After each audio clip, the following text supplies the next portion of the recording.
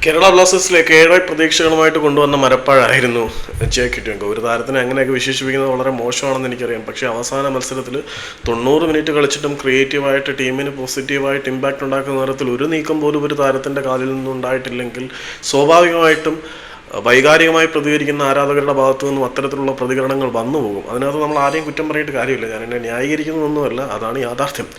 ഇനി മറ്റു ചില ഇടങ്ങളിലേക്ക് വന്നു കഴിഞ്ഞാൽ കിറ്റെങ്കോയെ കേരള ബ്ലാസ്റ്റേഴ്സ് രജിസ്റ്റർ ചെയ്ത ശേഷം ഒരാളെ രജിസ്റ്റർ ചെയ്യണമല്ലോ. ആ രജിസ്ട്രേഷൻ നടപടികൾ പൂർത്തിയായിട്ടുണ്ട്. കേരള ബ്ലാസ്റ്റേഴ്സ് മൊറോക്കോയിൽ നിന്നും കൊണ്ടുവന്ന കരീം ബെനാരിഫ് എന്ന് പറയുന്ന താരത്തിനെയാണ് രജിസ്റ്റർ ചെയ്തിരിക്കുന്നത്. ബെനാരിഫിനെ കുറിച്ച് ഞാൻ ഇനി ഒരുപാട് പുകഴ്ത്താനോ തള്ളാനോ തള്ളിമറിക്കാനോ ഒന്നും നിൽക്കുന്നില്ല.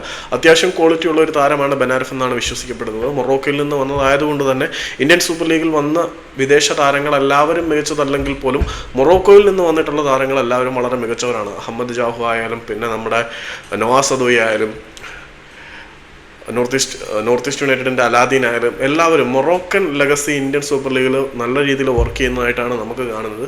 അതുപോലെ ഒരു പെർഫോമൻസ് പുള്ളിയിൽ നിന്നും പ്രതീക്ഷിക്കാമെന്ന് പറയുന്നതിനപ്പുറത്തേക്ക് സാധാരണഗതിയിലുള്ള എൻ്റെ സാഹിത്യാത്മകമായിട്ടുള്ള തള്ളുകളൊന്നും ഞാൻ പറയാൻ നിൽക്കുന്നില്ല.